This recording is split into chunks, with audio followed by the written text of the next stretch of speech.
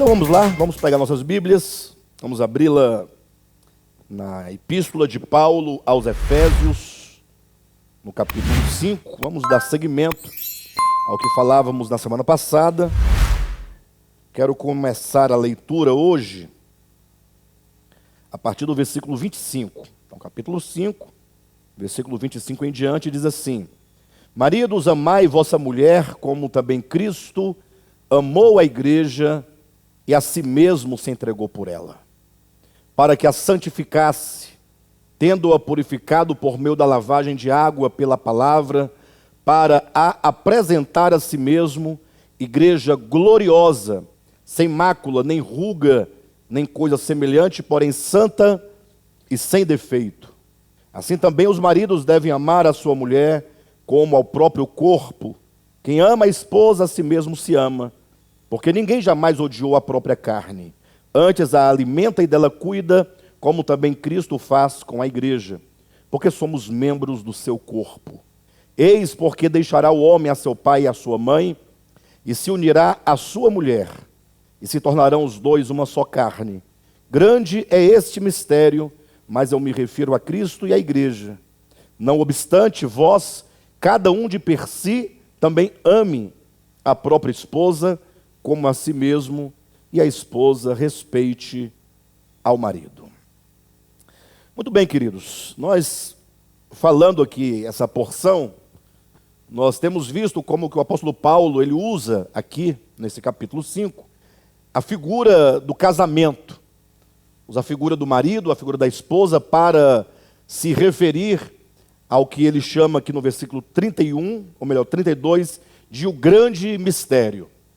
Ou seja, Cristo, ele consiste no mistério de Deus, enquanto que a igreja consiste no mistério de Cristo.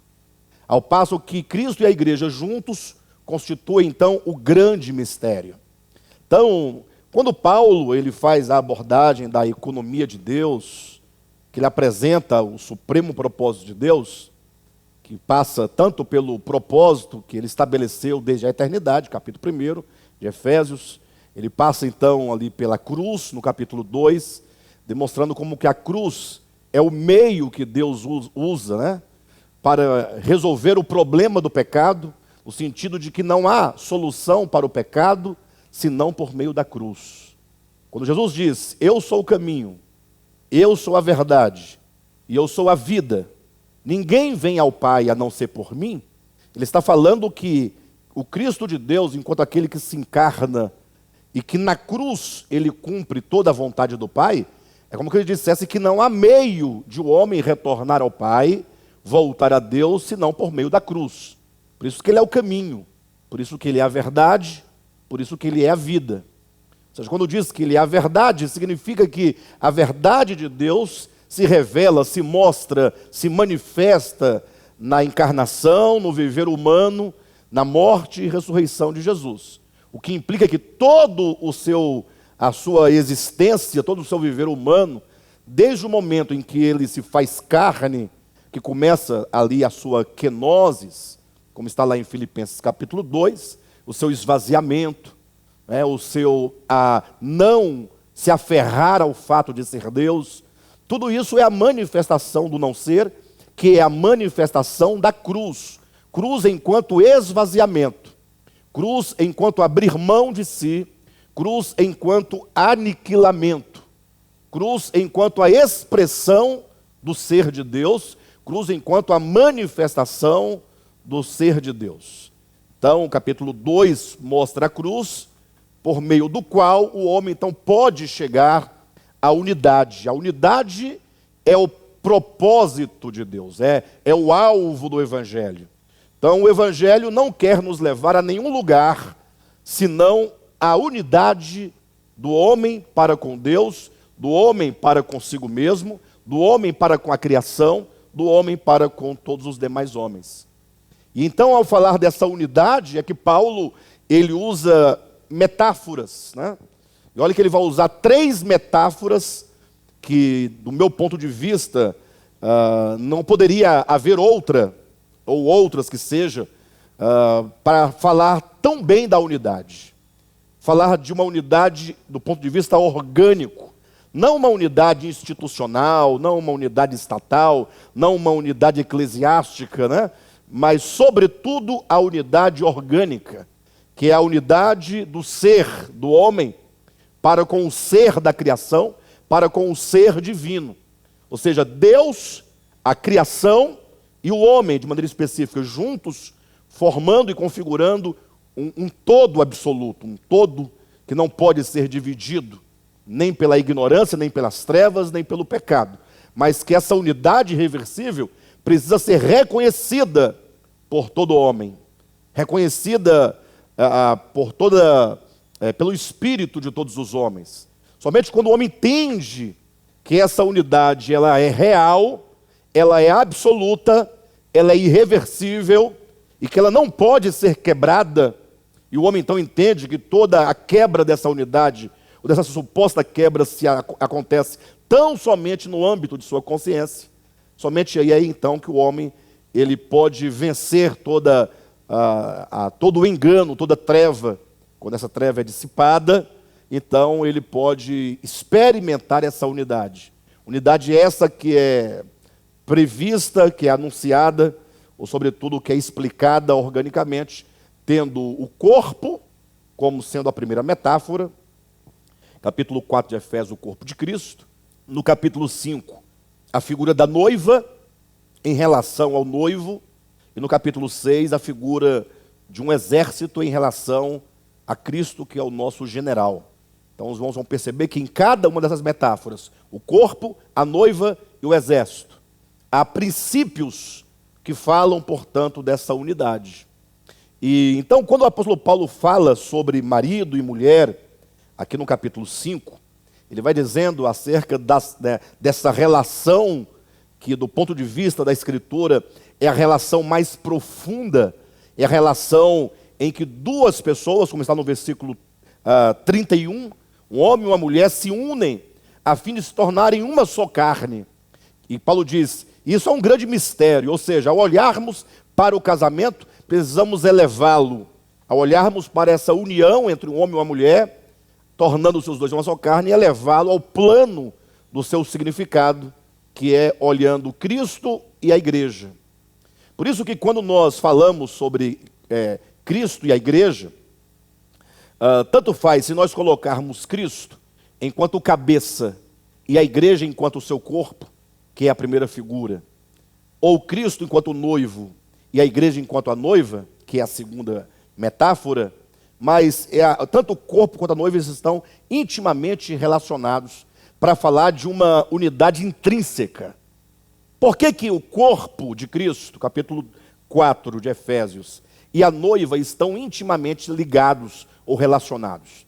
Porque para nós entendermos em que consiste essa unidade na metáfora do corpo e na metáfora da noiva, nós temos que reconstruir esse contexto metafórico em Gênesis capítulo 2. Porque é lá que Deus cria o primeiro homem.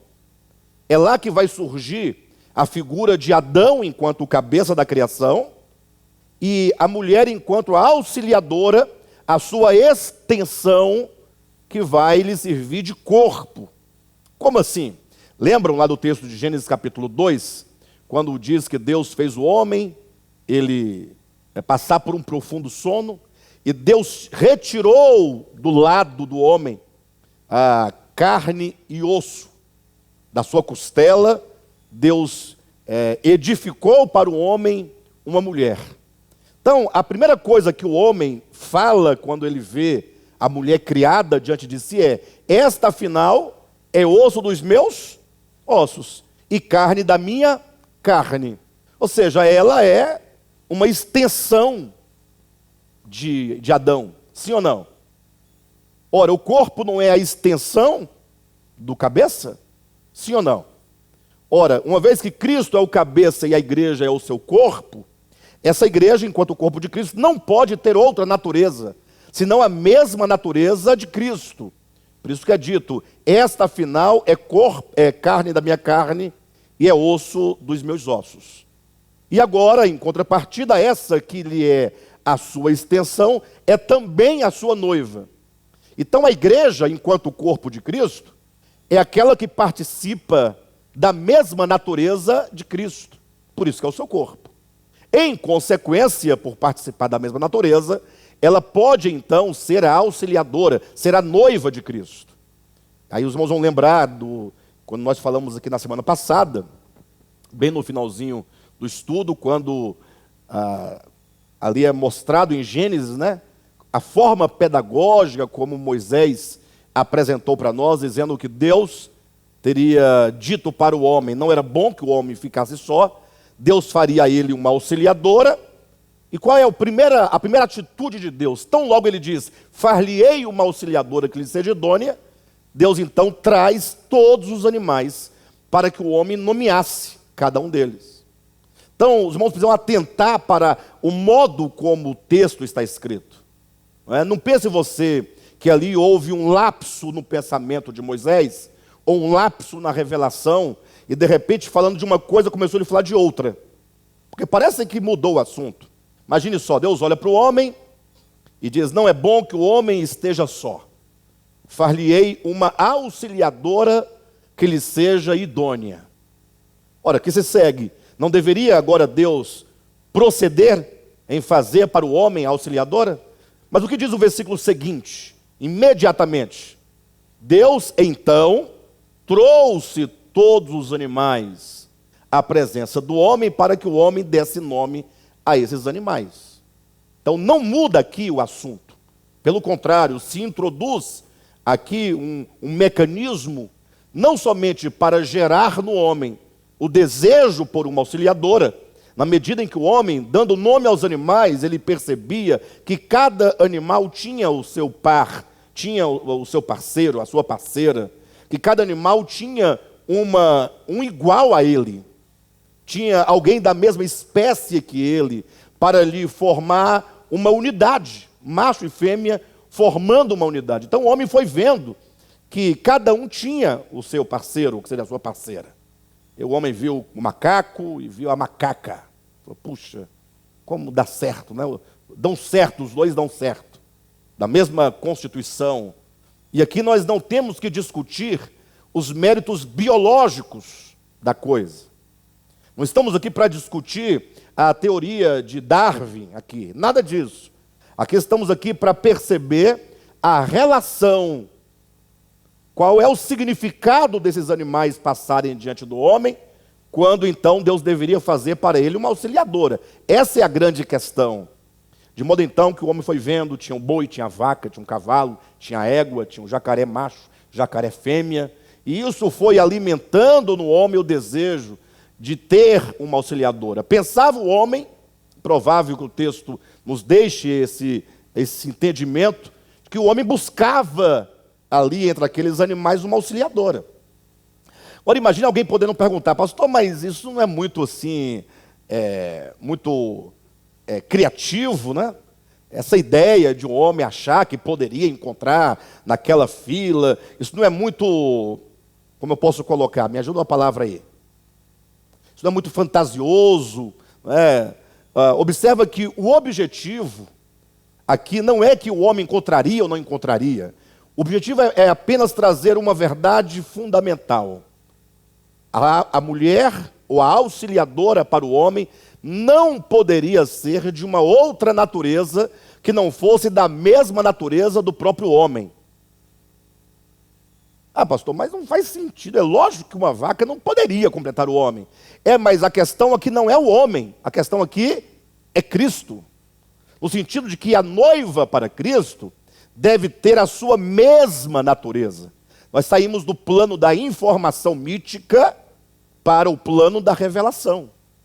Ou seja, se nós, como igreja, cada um de nós, se cada pessoa, ao ouvir o Evangelho, ao receber o Evangelho, ao compreender o Evangelho, se ele perceber que ele agora entra num processo de transformação, num processo de santificação, cujo objetivo é a nossa conformação à imagem e à semelhança do Filho primogênito de Deus, então agora a vida cristã faz todo sentido.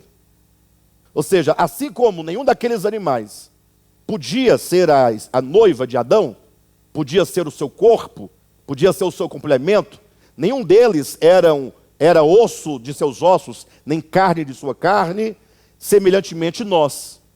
Nós, para chegarmos a esse ápice, de sermos a noiva de Cristo, ou que seja o corpo de Cristo, precisamos inevitavelmente do processo orgânico de uma mudança profunda na consciência e no coração, que é essa conformação à imagem do Filho de Deus. Então, ser corpo de Cristo e ser noiva de Cristo é o resultado final de um longo processo de conformação. Não é que está lá em Romanos capítulo 8, quando diz no versículo 29, e aos que de antemão conheceu, também os predestinou. E predestinou para quê? Para que esses fossem conformados, fossem conformes à imagem do Filho primogênito de Deus. Então esse é o ponto que eu quero chamar a atenção dos irmãos. E que se porventura não foi este o nosso propósito, então não vale a pena e não tem nenhum sentido e nenhum significado insistir na ideia de cristão. Não vale a pena. Porque o único propósito da vida cristã, que é o alvo do cristão, é o que Paulo diz em Filipenses capítulo 3, a fim de o conhecer, de eu ser conformado a Cristo em sua morte, a semelhança de sua ressurreição, para que eu possa então alcançar o prêmio da soberana vocação em Cristo Jesus. Ou seja, a vocação para a qual nós fomos chamados é participarmos com Cristo da sua mesma e única natureza divina. Sermos nós o seu corpo, ou seja, a sua extensão, sermos nós a sua noiva, isto é, aqueles que o auxiliam na obra que ele está realizando e que ele ainda irá realizar. E para tanto nós precisamos de participar, primeiramente, antes de nós sermos aqueles que contribuem, que colaboram, precisamos ser os primeiros a receber a obra de Cristo em nós, sermos trabalhados por essa obra, para então podermos com eficiência, com eficácia, cooperar nesta mesma obra. Então, este é o ponto que os irmãos precisam atentar. Existem coisas que se refere à unidade mais do que o corpo em relação à cabeça? Pensa nisso. E existe coisa que fale de unidade mais do que uma noiva, mas não qualquer noiva. Porque do ponto de vista histórico, a noiva é um grande problema. E o noivo também é um grande problema. Casamento, do ponto de vista histórico, é um grande problema porque ele está cheio de questões humanas, de interesses humanos. Está totalmente maculado com uma concepção equivocada do homem sobre o que é o matrimônio, sobre o que é o casamento. Mas do ponto de vista da revelação, do ponto de vista que o homem, deixando pai e mãe, se une à sua mulher, tornando-se os dois uma só carne, uma unidade. Unidade essa que na figura se concebe por meio do coito, da relação conjugal, do ato sexual, dessa mistura, desse amálgama. E a grande a concretização desse amálgama é exatamente o fruto do amor, que é o filho. O que é o filho? Senão o amálgama de fato e de verdade de duas pessoas que no filho, no fruto, tornaram-se agora uma só. E não tem como desvencilhar. Os dois ali estão agora, a unidade está materializada naquele fruto. Então, o Senhor nos chama a essa unidade tão orgânica que chega a ser uma unidade irredutível. Por isso que Paulo vai dizer que aquele que se une ao Senhor, salvo engano é 1 Coríntios capítulo 6, versículo 17, aquele que se une ao Senhor é um espírito com ele. Já imaginaram? Deus é espírito. O Espírito Santo é o Espírito de Deus. Nós temos um espírito humano, que é o sopro divino para dentro de nós. Quando então essa unidade acontece por meio da verdade, por meio do evangelho, por meio da fé, agora espírito divino e espírito humano se amalgamam de tal forma que se torna um só espírito, indissolúvel. Não tem como separar mais um do outro. Então, este é o alvo, este é o objetivo. Então, entenda que ser cristão é atender a um chamamento. E atender ao chamamento é agora você se submeter ao cumprimento de uma vocação. Então, entenda a vida cristã desde a sua raiz, desde a sua origem. Nós fomos chamados. Olha, essa é a ideia, inclusive, de igreja, né? Eclésia, não denominação, tá? Denominação é coisa que os homens criam, os homens inventam. Falando daquilo que Jesus disse, eu edificarei a minha igreja. Eclésia, os chamados para fora, os chamados para a glória e o reino de Jesus Cristo, os chamados à unidade, os chamados a constituírem um corpo para o Cristo de Deus, os chamados a fim de formarem uma noiva para o Cristo de Deus. Então, este é o alvo, é o propósito. Não há outro propósito do chamamento cristão, senão para alcançarmos essa unidade, alcançarmos esse amálgama, que é a ponto de nós podermos dizer como Jesus disse: eu e o Pai somos um, completamente um.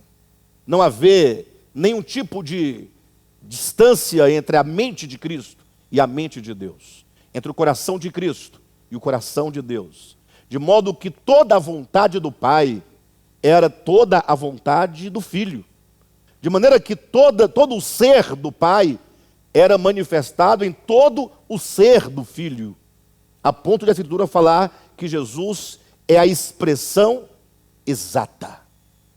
E aí cabe aqui uma pergunta muito sincera que cada um deve fazer a si mesmo. É este o alvo para o qual eu estou caminhando? Este é o alvo ao qual eu pretendo alcançar? O qual eu pretendo alcançar?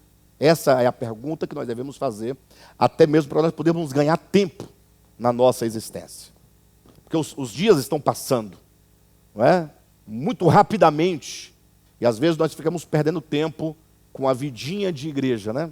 Vidinha de ir para o culto, cantar 3 hinos, ouvir um sermão, levar uma ofertinha e ir para casa. E aí passa um ano, passam-se 2 anos, 10 anos, 30 anos e nada acontece por falta de foco, por falta de alvo, por falta de uma consciência que está esclarecida acerca do que é necessário fazer, de como devemos nós buscar.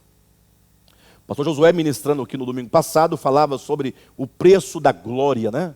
Glória enquanto o ato de o homem manifestar na sua existência, manifestar pelo seu ser, no seu coração, na sua consciência, na sua mente, nas suas faculdades, de maneira prática, manifestar ao mundo aquilo que Deus é.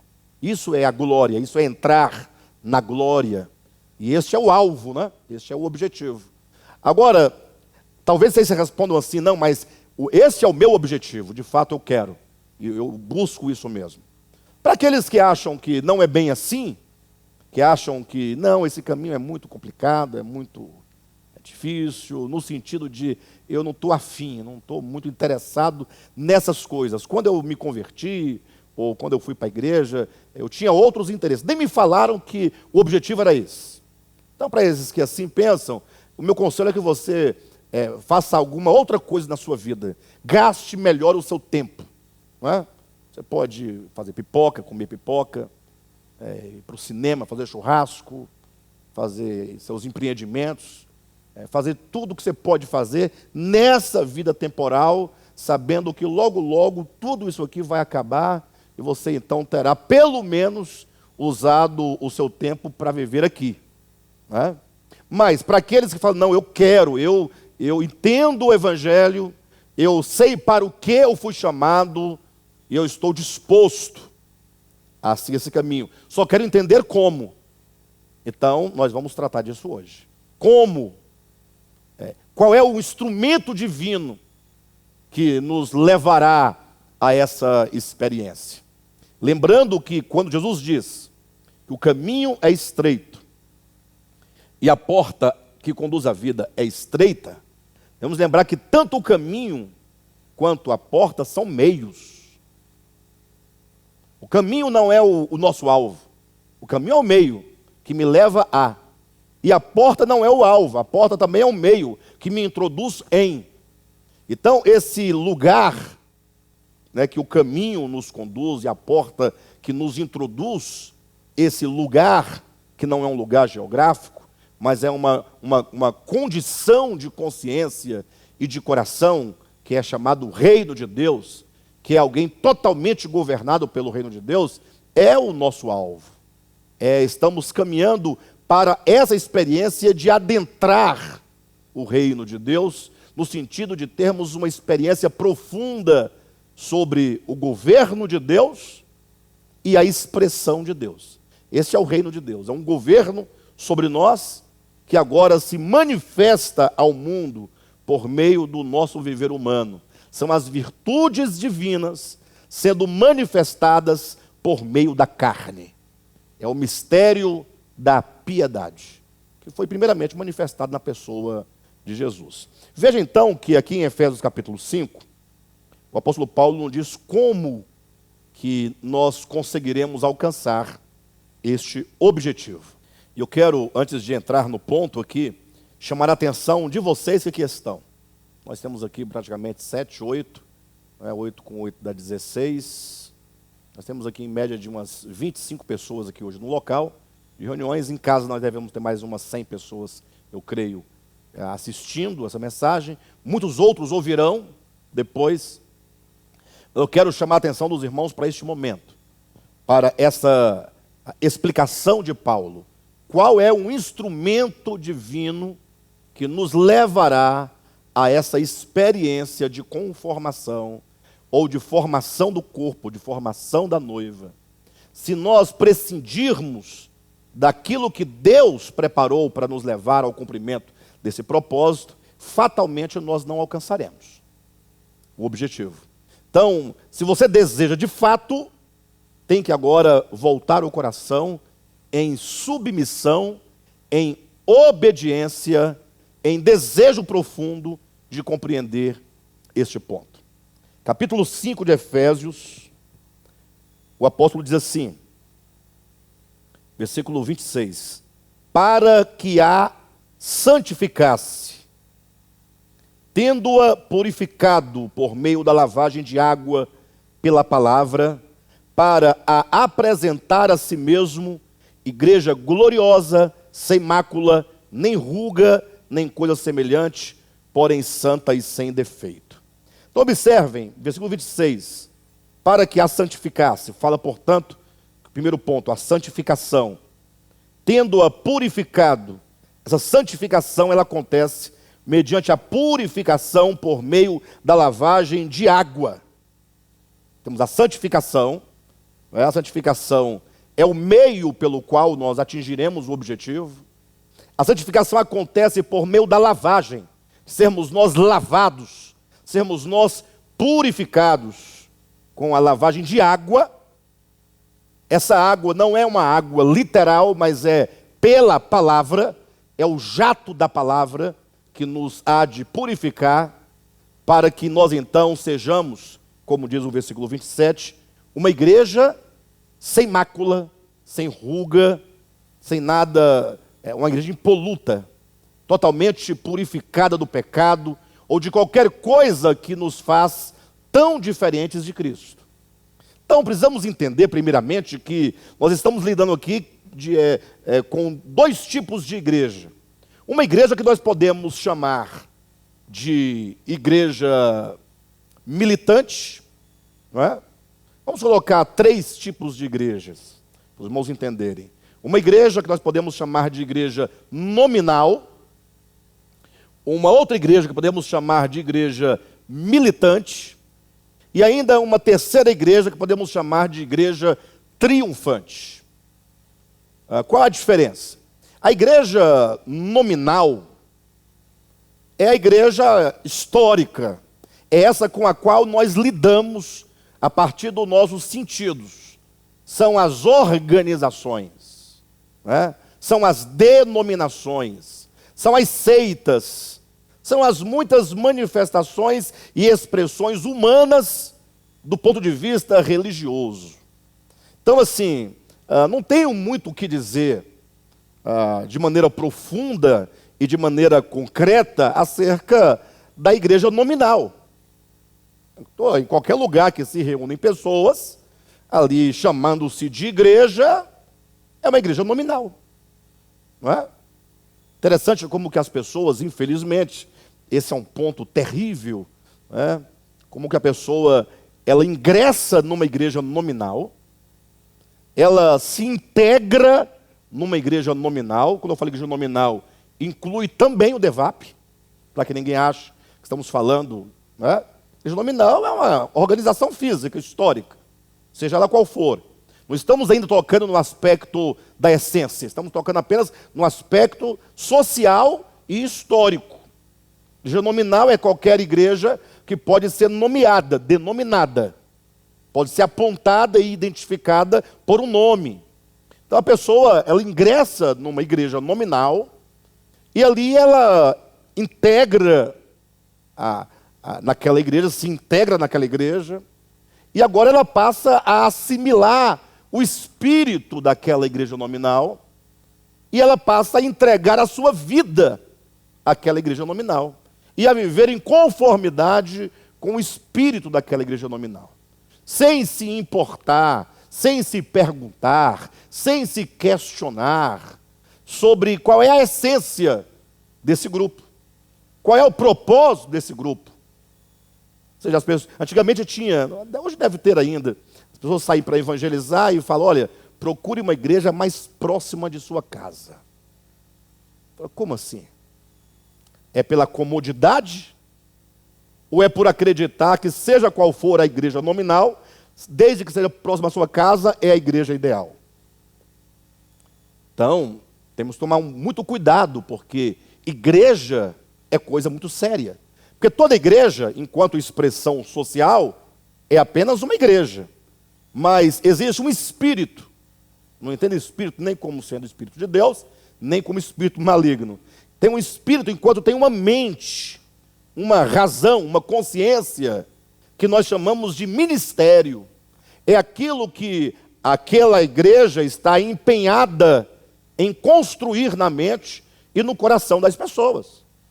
Então, há pessoas que integram uma igreja nominal e ali passa a vida inteira construindo o que dentro de si?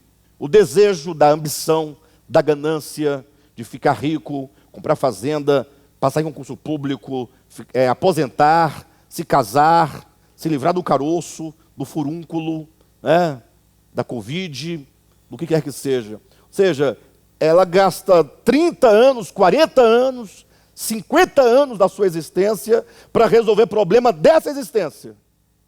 Quando chega no plano eterno, não tem nada construído. Lembra quando Jesus fala lá em Mateus capítulo 6? Ele fala assim, olha, não acumuleis tesouros nessa terra, mas acumulai os tesouros do céu. Cuidado, viu? O texto não está dizendo para você, não está falando de dinheiro, não. Tanto é que fala, não acumuleis tesouros. Ou seja, bens, riquezas. Porque se você vive toda a sua existência trabalhando em prol de qualquer que seja o bem material, espiritual, psíquico, não importa de qual natureza, intelectual, mas se a natureza desses bens, pelo qual você trabalha tanto, é terreno, a traça vai comer. Ou seja, você não pode levar essas coisas para a eternidade. Pode até ser uma coisa boa. Poxa, não tem nada errado em você ser um trabalhador e uma pessoa ambiciosa, no sentido de falar, poxa, eu só tenho uma vida aqui na terra, então eu tenho que empenhar todos os meus esforços, toda a minha capacidade, toda a minha habilidade, todos os meus talentos, para viver uma vida humana na terra boa. Então, você pode construir uma vida boa, trabalhar, intensamente, dia e noite, né? Comprar bens, boas roupas, boas comidas, frequentar os melhores lugares. Não há pecado nisso, entenda. Não há pecado nisso.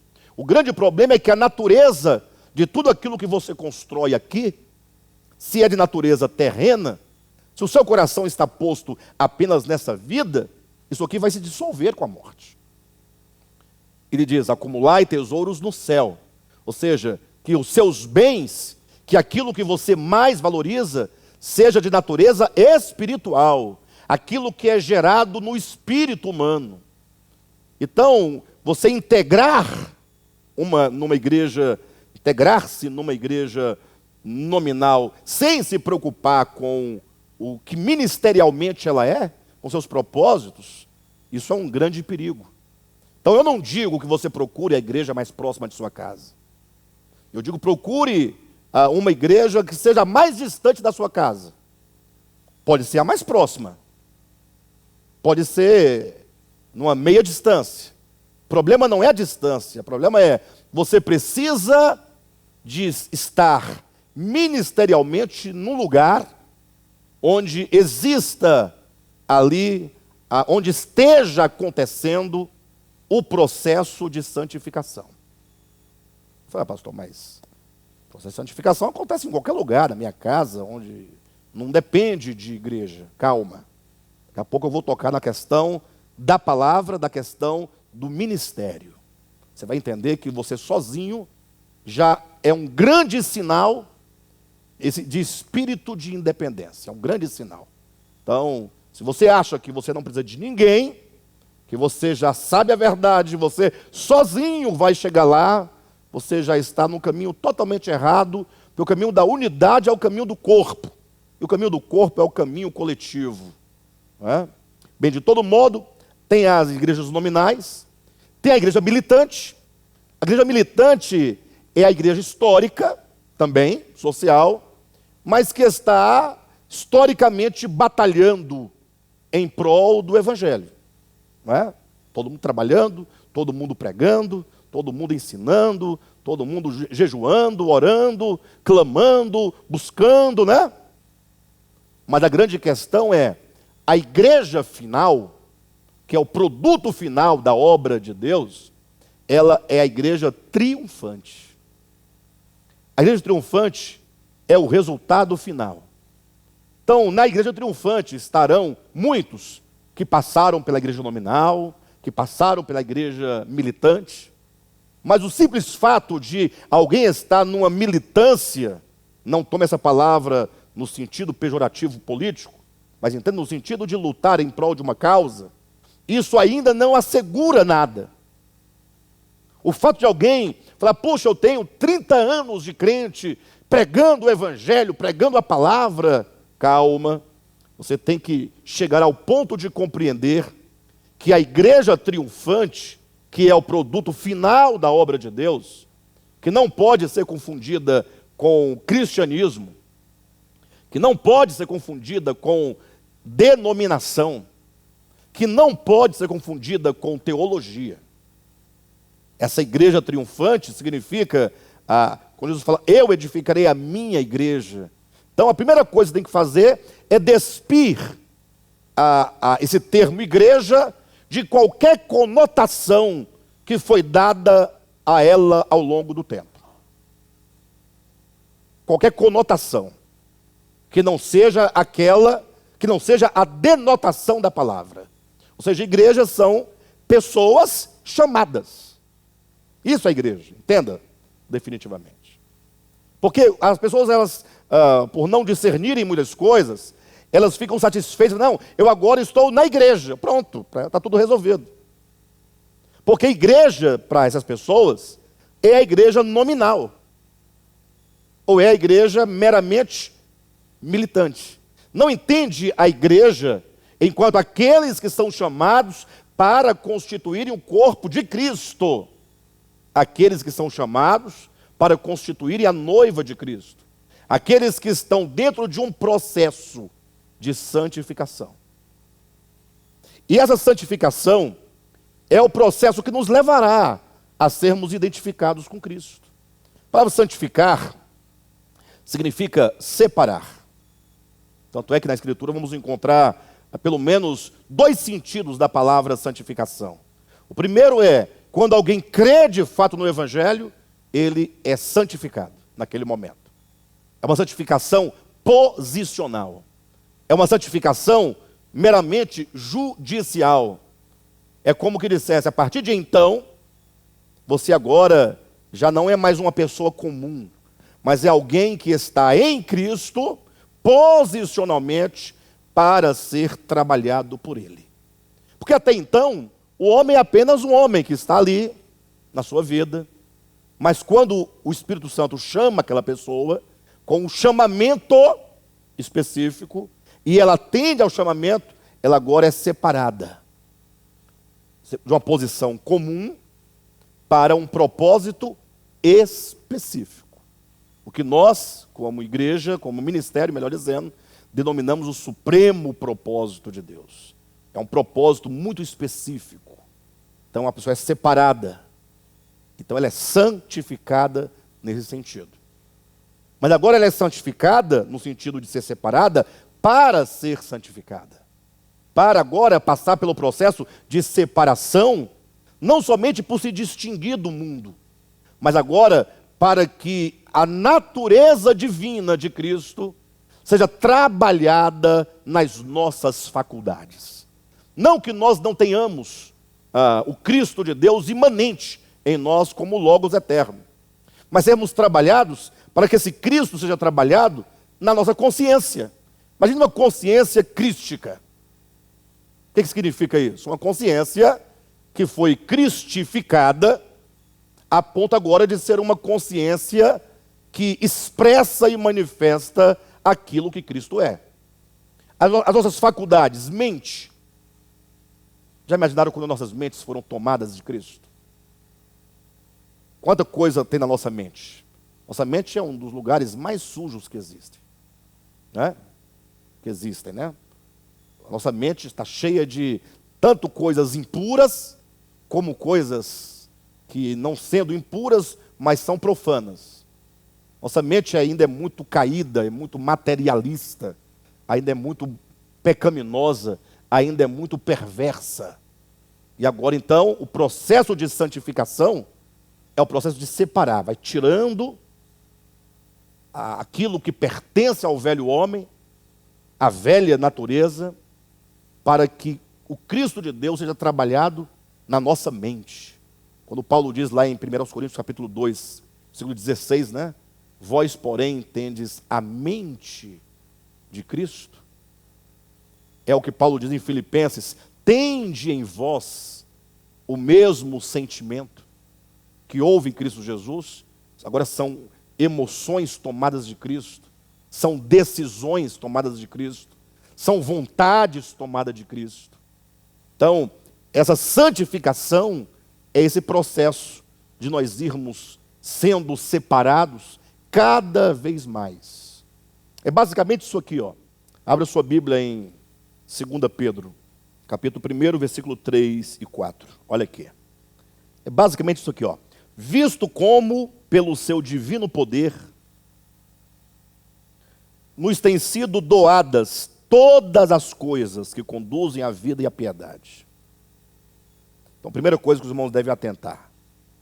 Tudo o que nós precisamos para nos conduzir à vida e à piedade são frutos da graça.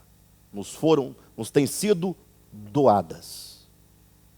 Então ninguém pode dizer, então é por obras. Não, não fosse essa graça, você não teria os meios, você não teria os recursos.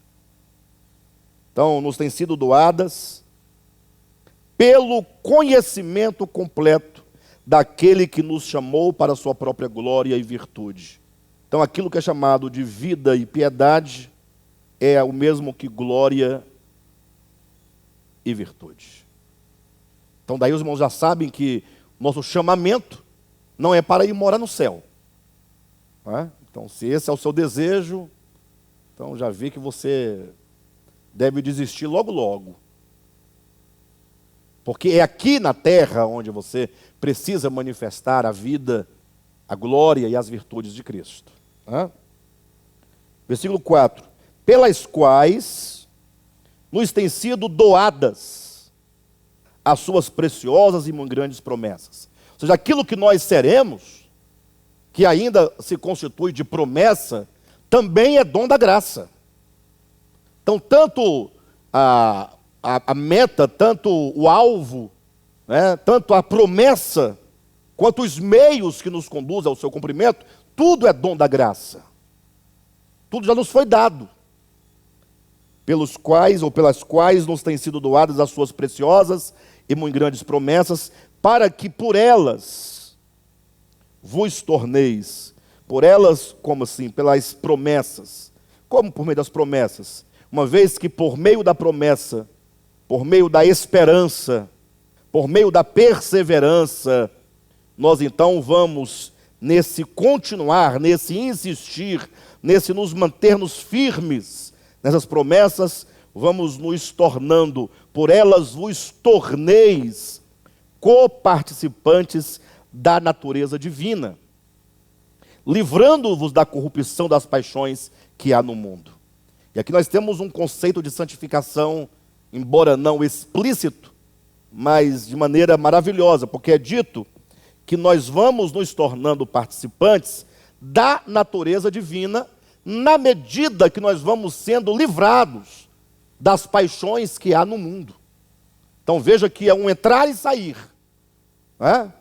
Na mesma proporção que nós vamos sendo libertos das paixões que há no mundo, a natureza de Cristo vai ocupando o lugar dessas paixões. Isso é santificação.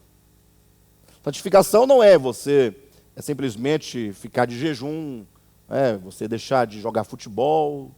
Pelo contrário, se santificar é você estar totalmente separado na sua natureza interior, como acontece com o sal. E você então agora ter uma ação externa, como acontece com a luz sobre o mundo. Então a santificação é essa separação. Então, na mesma medida que nós vamos sendo libertos das paixões que há no mundo, vai agora, ou vai ocupando o lugar das paixões, agora a natureza divina. Alguém pode falar assim, ora, mas se Cristo já está em nós, isso é um fato, como é que nós nos tornamos participantes da natureza divina? Entenda que se tornar participante está para uma questão de consciência e de coração. Podemos dizer, Cristo, ele está, podemos dizer, imanente em todos nós, mas ele não habita todos nós. O habitar está para a comunhão, está para o relacionamento.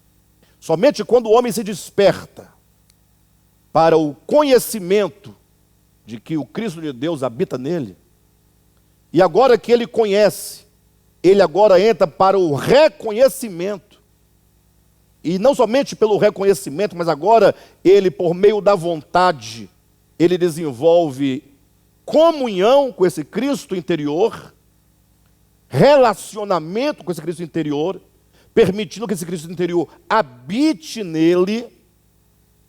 Quando o homem, então, ele se faz casa de Deus, é que então se pode dizer que Deus habita nele. E nessa circunstância, é então que o Cristo de Deus vai ocupando em nós, não como, entenda, cuidado que fala assim, habitação de Deus, ocupando em nós, como se nós fôssemos um vaso vácuo, que Deus entrasse lá para dentro. Não dá essa ideia em vez em quando? Nós somos o templo de Deus, então você é como se fosse um vaso. Pastor, a Bíblia diz, nós somos vaso, calma. Vamos entender o significado das coisas. Como se você fosse um vaso oco, e nesse oco entrasse Deus e ficasse no oco, no vazio do vaso, justaposto ao vaso.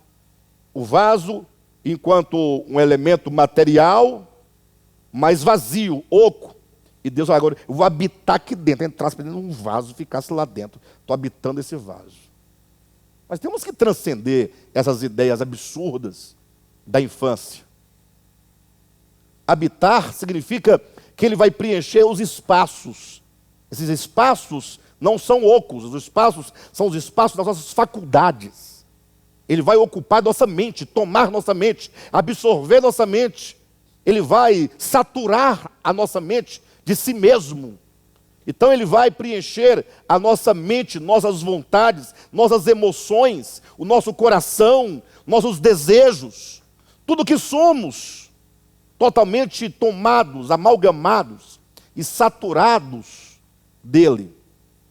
Não necessariamente como uma essência que se coloca dentro, mas imagine a sua mente contendo a mente de Cristo. Ora, uma mente que contém a mente de Cristo, quando a mente humana se torna apenas o suporte para a mente de Cristo, então essa pessoa, ela pensa não segundo esse mundo, mas é Cristo que pensa por meio de sua mente. Os meus pensamentos se tornam os pensamentos de Cristo e os de Cristo se tornam os meus pensamentos. Nesse sentido, não se pode mais dizer, como em Isaías, os meus pensamentos são os meus pensamentos, não são os vossos pensamentos. Nesse nível de trabalhar de Deus em nós, de santificação, a mente de Cristo ocupa a nossa mente. A mente humana se torna o suporte da mente divina. Não é? Como essa lâmpada, por exemplo, se torna um suporte para a luz. Então, a luz é possível de resplandecer nesse ambiente físico, pelo suporte da lâmpada. Imagine quando a vontade de Deus, enquanto essência, ocupar a nossa vontade humana, a vontade humana como suporte da vontade divina. Imagine quando as suas vontades humanas agora forem vontades divinas. Tudo que você deseja é divino, porque é a vontade divina na sua própria vontade humana. Já pensaram? Que coisa maravilhosa não será? Então nós temos que atentar para essa questão. A santificação consiste nesse processo. E ela acontece na medida. Não tem como a sua mente, a sua vontade, suas emoções serem tomadas de Cristo e ainda haver paixões desse mundo. As paixões desse mundo, e aqui é bom que fale isso 1 bilhão de vezes, não tem nada a ver com o que disseram para você, que você não podia ir para a festinha de aniversário da sua sobrinha, porque a sua sobrinha e a sua irmã não é crente. E vai tocar a música da Xuxa. Não é isso. As paixões do mundo são as concupiscências do mundo, que é o que está lá em 1 João capítulo 2, que é a soberba da vida. As concupiscências dos olhos, são coisas que estão intrinsecamente relacionadas ao seu coração, ao seu ego. O Senhor vai então fazendo essa santificação, essa mudança. Daí os irmãos entendem que nós estamos dentro de uma empresa. Entenda a empresa no sentido daquilo que se produz, tá? Não no sentido mercantil. Nós estamos dentro de uma grande empresa espiritual em que essa mudança está acontecendo. Imagine só um empreendedor humano. Vamos fazer a metáfora para os irmãos entenderem.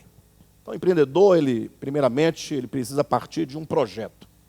Ele não pode sair comprando qualquer coisa para sair vendendo por aí. Então, ele estuda qual é o produto que ele vai trabalhar, por que aquele produto que ele vai trabalhar é importante que seja lançado no mercado, qual é o diferencial daquele produto, uma vez que há tantos produtos semelhantes àquele no mercado. Qual é o seu público-alvo? Quais as vantagens daquele produto? Depois que ele tem todo um planejamento, todo um projeto, que ele também verifica se ele tem os meios para implementar aquele projeto, os meios materiais. E agora ele começa, passando pelos processos legais, de abertura de empresa, contratar pessoal, dentro de uma hierarquia de responsabilidades, de conhecimento, daquilo que vai empreender. Está tudo certo, não está? É isso mesmo? Por aí? Até que aquele produto, então, comece a ser produzido para que possa chegar lá na ponta da linha e alcance o objetivo que foi proposto. Então, observa que há toda uma indústria aqui, sim ou não? Não é uma indústria que começa fazendo o produto, não, começa lá no início, no planejamento. Então imagine agora a sua alma. A sua alma. Dentro de uma grande empresa divina, de uma grande indústria divina, a sua alma vai passar por todo um processo de mudança, de santificação. Que não acontece sem batalha, sem conflito, sem luta, sem cruz, sem dor, sem decisão. Imagine só um empreendedor preguiçoso, indolente, negligente. O problema de alguns empresários, são muitos da atualidade, é que a pessoa foi empregada a vida todinha, um mau empregado, aí um dia virou empresário, e agora ele acha que ele é um bom empresário, ele foi um mau funcionário a vida toda. Aí agora ele pensa, eu vou chegar na empresa 10 horas, quem tem que chegar às 7 são os empregados, né? Esse está fadado a fechar com 2 meses, porque ele se sente que agora ele é o camarada, né? Aí quando entra um dinheirinho, que ele vê aquele tantão, ele se esquece do investimento, do capital de giro, aí acha que ficou rico e vai viajar, vai gastar, comprar roupa nova, sapato bom, carro novo para a mulher, carro novo para o filho. Dá 6 meses, todo mundo da casa com um carro novo, já comprou um apartamento financiado em 30 anos, pela Caixa Econômica Federal. Quando ele abre o olho, então nós precisamos de entender que a indústria divina, a empresa divina, cujo produto é a nossa alma, que está passando por um processo de santificação. Então olha, não há coisa mais importante do que a nossa alma, o nosso coração. É uma agência divina de transformação de almas, de pessoas, de consciências, para que deixamos de ser velho homem para sermos novo homem, para sermos feito corpo de Cristo, sermos feito noiva de Cristo. Então, essa grande indústria divina, essa grande fazenda divina, ela não acontece senão com muito esforço, muito trabalho, numa batalha intensa, numa consciência clara acerca daquilo que nós precisamos, daquilo que nós queremos, daquilo que Deus vai e quer realizar. Aquilo que Ele quer e Ele vai realizar. Então é algo muito sério. Então, entenda de uma vez por todas, ser um cristão e estar dentro dessa obra divina, o que podemos chamar biblicamente esse grande ministério divino. Falamos aqui de indústria, de empresa, de fazenda, mas a palavra bíblica é o grande ministério de Deus. Para ser mais preciso, a grande economia de Deus. Essa oikonomia, a lei de uma casa, é o projeto divino que Ele está realizando. Isso é algo muito grande. Então nós temos que conhecer esse trabalhar divino. Conhecer. E o primeiro ponto que eu quero abordar nesse sentido é que tudo acontece em nós, nesse trabalhar divino, na nossa mente. O que mais profundamente podemos chamar de consciência. A consciência é a sua essência. É aquilo que você é do ponto de vista humano. Porque nossa essência, ou suprema essência, suma essência, do ponto de vista espiritual, é o próprio Cristo, é o Logos. Mas do ponto de vista da existência, como você se põe no mundo, cada um de nós somos uma consciência. Por isso que cada um de nós somos únicos. Cada um é único. Né? Então, o Cadmo é único. Por que as muitas divergências entre nós, em todos os sentidos? Ora, porque cada um tem uma consciência. Essa é individual, é pessoal, é intransferível. É toda a sua formação que ao longo da sua existência, desde a sua concepção, foi sendo colocado ou tramado ponto a ponto ali dentro de você, formando sua personalidade, formando seus gostos, formando seus desejos, formando suas inclinações, seus vícios e virtudes. É você. Agora imagine que agora você se põe nessa economia divina, para que agora essa sua consciência seja mudada. Mas não é mudada no sentido de como os crentes pensam, né? Vou dar um outro exemplo, mas eu já volto para a consciência e para a mente. Quando fala lá em Apocalipse, e vi novos céus e nova terra. Então logo eles pensam, pega a terra e joga fora. Acabou, esse planeta não presta, o céu também não presta, joga fora. Acabou, Deus vai fazer um novo céu e uma nova terra, uma outra em número. Ah, se fosse isso, era tão fácil de se fazer, gente. Mata o Pedro, acaba, faz outro, dá o nome de Pedro também. Pronto, resolvido o problema. Um Pedro sem vício, um Pedro sem inclinação, um Pedro sem raiva, um Pedro sem ira. Pronto, resolvido. Mas não é mais fácil? Para Deus então, sumiu. O Pedro nunca existiu. Pronto, acabou o problema do mundo. O Pedro não existe mais. Mas agora, então vou fazer outro Pedro, outro, que não seja o mesmo. Não é assim. Novos céus e nova terra, lá em Apocalipse, significa que esse céu, que agora existe, e essa terra estarão sob uma nova ordem de coisas. É um novo momento, é um novo governo. Tudo se restaura a partir do governo que se implementa. Tudo muda.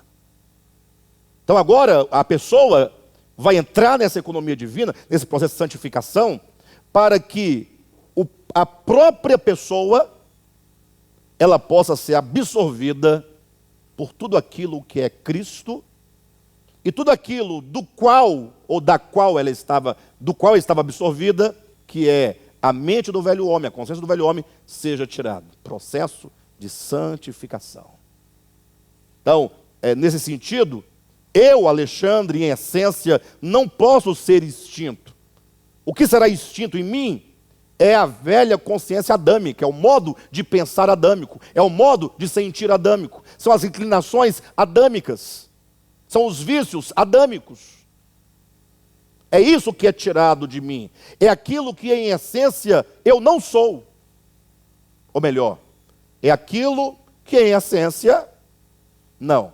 É aquilo, eu estou igual a Dilma, peraí, calma. É tudo aquilo que não é a minha essência. Porque a minha essência, conforme Deus criou, é boa. E viu Deus que tudo, inclusive o homem, era muito bom.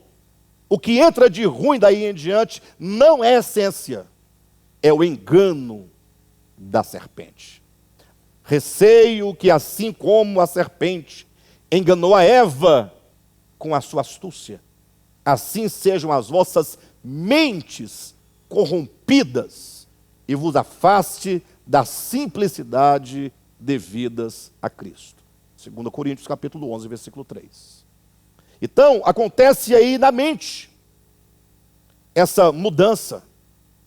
Quando Paulo diz, não vos conformeis a este século, mas transformai-vos pela renovação da vossa mente. E a mente agora é a parte periférica da nossa consciência. É aquilo que você toca constantemente. A consciência é a parte mais profunda do nosso ser. Aquilo que sou. Só que aquilo que eu sou hoje, eu sou muita coisa, vocês não acham? Tanto desejo que eu tenho, que eu não sei buscar o início dele.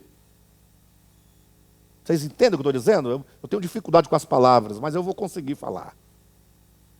Imagine, tantas inclinações que eu tenho, que eu não sei de onde vieram, como começaram, eu sei que elas estão aqui. Isso é minha consciência. Aquilo que eu não alcanço, a origem, as causas, é a minha consciência. Eu sou, está aqui estabelecido, numa formação que começou há muito tempo atrás. E foi sendo construída imperceptivelmente. Já a minha mente é aquilo que eu toco de mim imediatamente. Então, quando eu mudo de pensamento, eu não posso mudar de pensamento, não. É aquilo que está na superfície, aquilo que eu posso agora, então, falar assim, puxa, eu estou pensando assim, mas eu vou mudar de ideia, eu vou pensar de modo diferente. É aquilo que de mim está mais superficial, que eu posso tocar, que eu posso manipular. Quando Paulo fala, não vos conformeis a esse século, mas transformai-vos pela renovação da vossa mente, está dizendo, você tem acesso a essa área da sua vida, da sua existência, do seu ser, que você pode então decidir não seguir por este caminho, mas seguir por aquele outro caminho. É quando você vai percebendo qual é o espírito desse século. Esse século tem um espírito.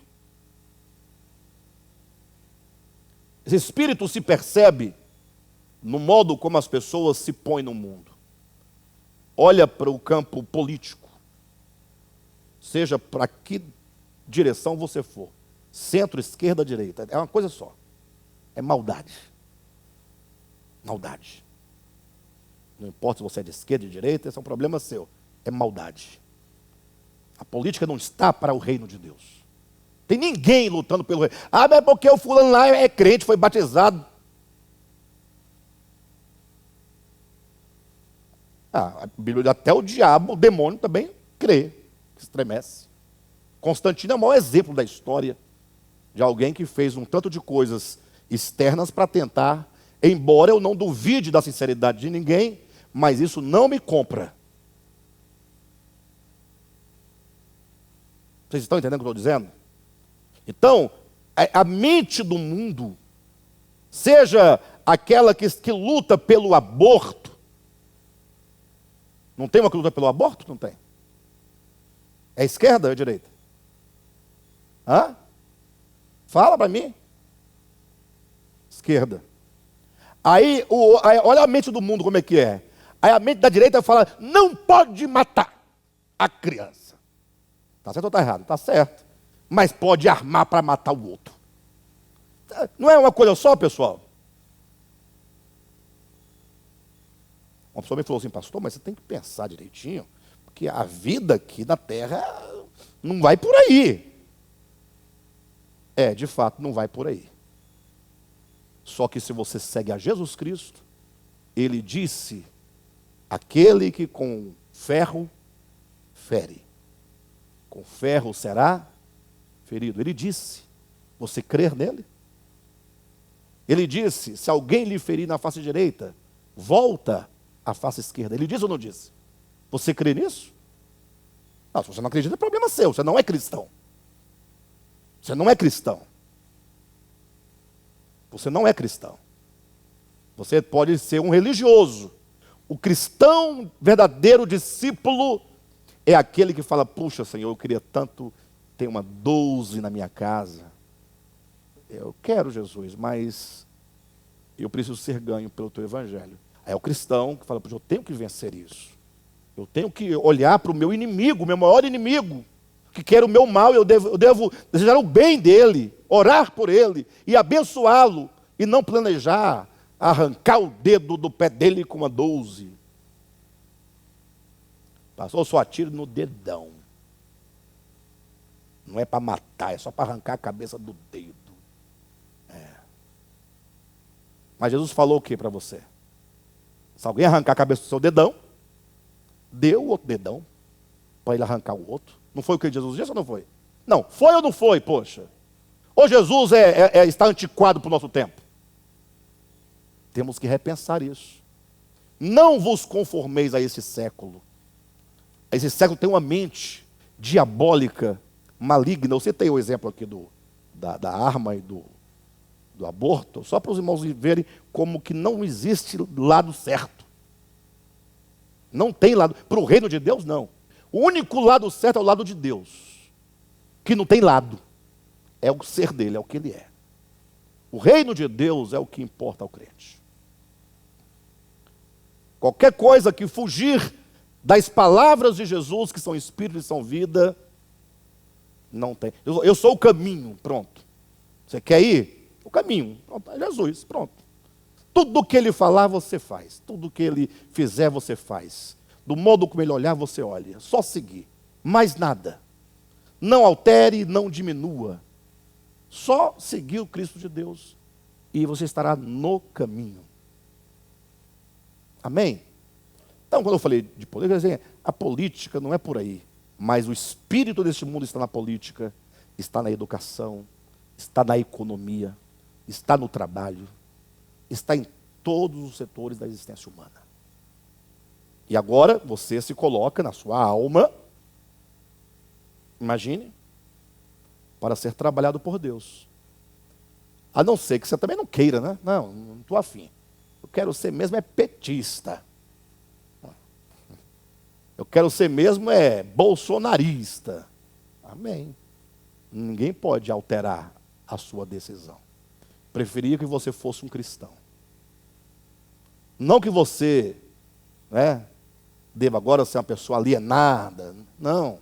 Você pode se inteirar, você pode construir conceitos, criticar, tal, mas sempre com o espírito cristão como sendo o seu modo absoluto de pensar. Então coloca agora a sua alma nessa grande empresa divina, essa grande economia divina para ser trabalhado, santificado. E como é o meio que acontece? Observa que eu dizia que se tudo que nós somos é consciência, é a parte mais profunda que foi forjada ao longo do tempo, é aquilo que sou. Eu não sei explicar muita coisa do que eu sou. Eu sei que eu não gosto disso, não gosto daquilo, gosto disso, gosto deste modo, odeio isso, aborreço aquilo outro, amo aquilo outro, tenho esse vício, aquela tendência, eu sei dessas coisas. Mas eu não sei explicar como isso chegou, como eu cheguei a ser isso. Minha consciência é o que sou.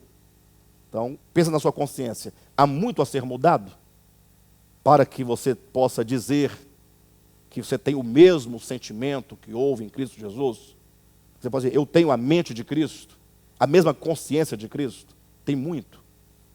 Então entenda, essa consciência, ela foi formada a partir da superfície da sua mente, ao longo de todos os tempos. A começar em Adão, o primeiro lá atrás. Uma mente coletiva, que se tornou em você, se atualizou em você, agora uma mente individual. É o inconsciente coletivo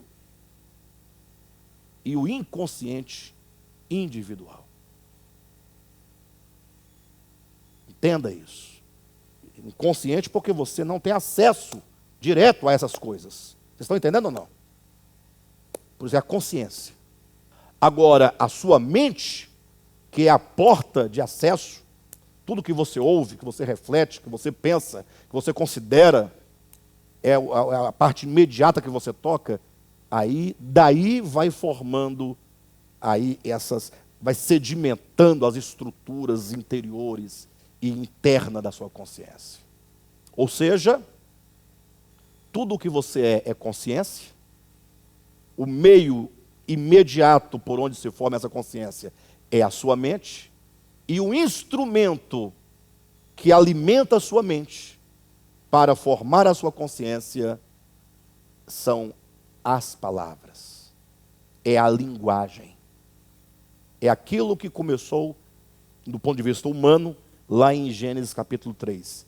Disse a serpente à mulher.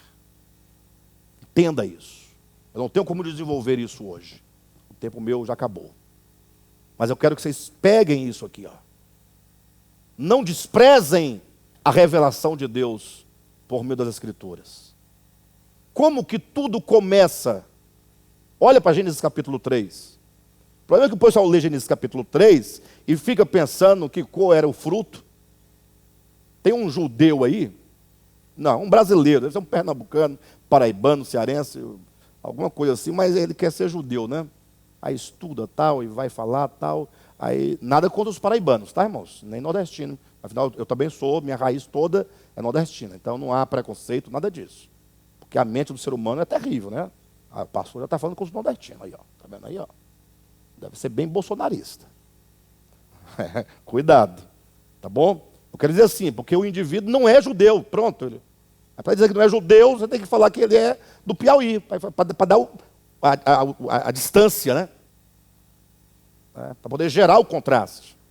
Mas aí, ele gravou um vídeo para demonstrar pela escritura, pela exegese hermenêutica, crítica textual, qual era o fruto da árvore do conhecimento do bem e do mal.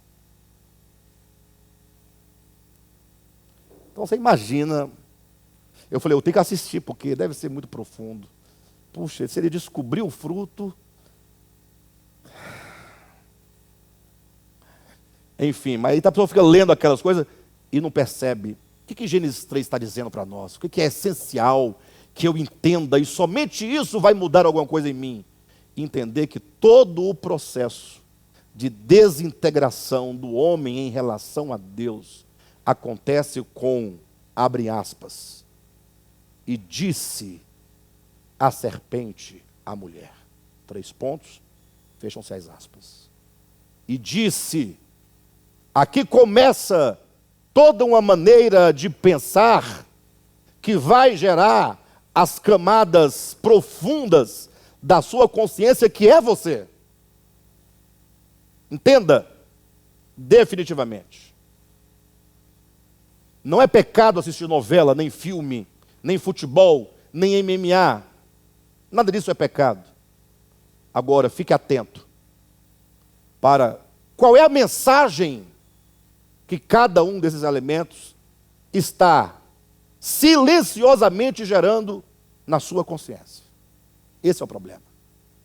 O problema não é o filme que você assiste, não é? Não é o show que você assiste, não é o futebol que você assiste, não é a novela, não é nada disso. Porque às vezes você não assiste televisão, porque chamou isso de pecado, mas você vai para uma igreja evangélica, cujo pensamento é o mesmo do Big Brother. É o mesmo. Então você tem que estar atento ao que está sendo dito. E disse a serpente à mulher. Aqui começa um ministério da palavra. Maligno. Ou seja, é por meio da voz, é por meio da linguagem, é por meio das ideias que se forjam consciências. Entenda definitivamente isso. Por isso que é bom que você comece logo a pensar sobre a necessidade de pensar. Porque ninguém quer pensar. A gente vive num tempo em que ninguém quer pensar.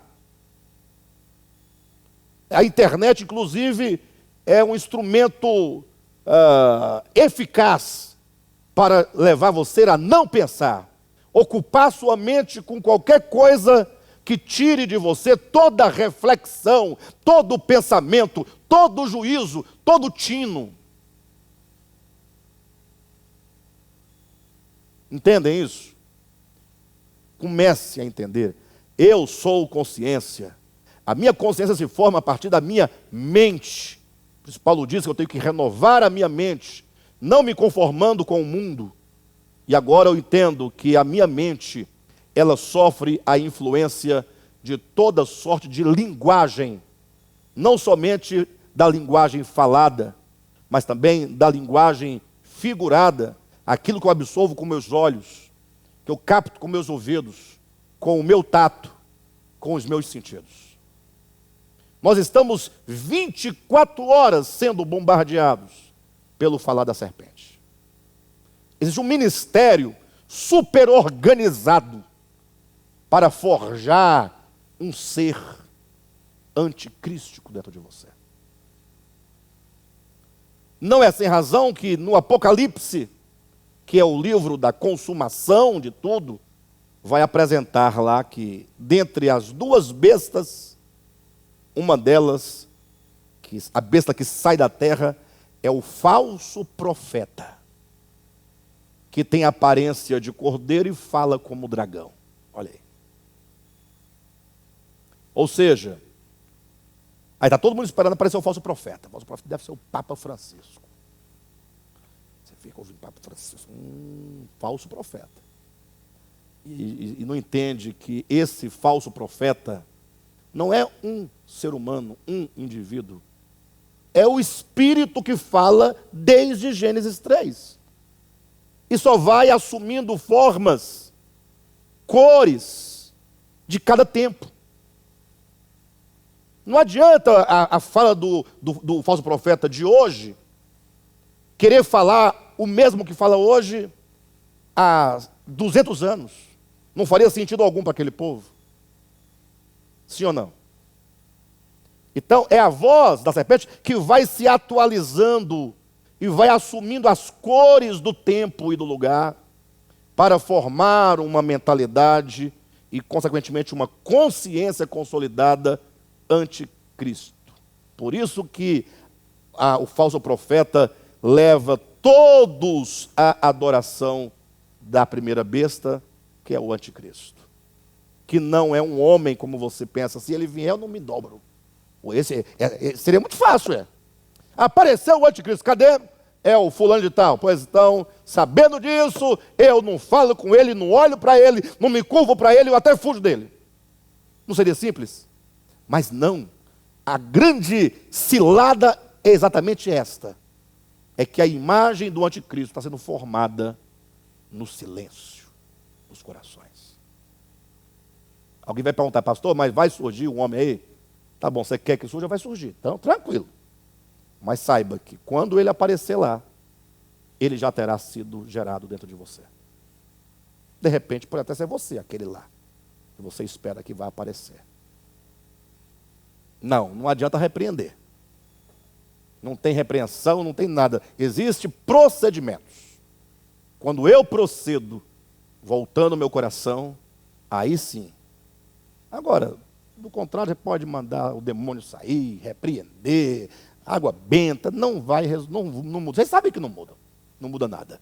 Bem, de todo modo, de onde vem isso aqui em Efésios? Alguém vai perguntar. O pastor Alexandre mudou o assunto, se perdeu todo. É porque eu não posso entrar, o tempo não me permite, mas é a ideia de que nós, na grande economia de Deus, nesse processo de transformação, estamos sendo santificados. Essa santificação acontece por meio de um ministério chamado o Ministério da Palavra Neotestamentária. Entenderam? O Ministério da Palavra da Nova Aliança. É esse ministério que nos lava, que nos purifica, que nos santifica, que tira de nós toda ruga, todo pecado e toda mácula, a fim de nos tornar uma noiva pura, impoluta, para um só esposo que é Cristo. Mas eu vou continuar nesse ponto na próxima semana. Tá bom? Eu quero pedir aos irmãos muita paciência comigo, quando eu falo sobre direita e esquerda, é exatamente para os irmãos entenderem o quanto que nós precisamos abandonar essas coisas. Entendeu? Não é que você vai deixar de ser um cidadão, não. Mas que você foque o seu pensamento, sua mente, seus esforços no reino de Deus. No dia da eleição, você vai lá e vota, tranquilo. Mas vamos gastar nossa energia no reino de Deus, que é o único reino que não passará. Todos os demais vão passar. Todos os reis vão cair, todos os impérios vão desaparecer, só o reino de Cristo prosperará. Por isso, só ele vale a pena. Tá bom? Glória a Deus.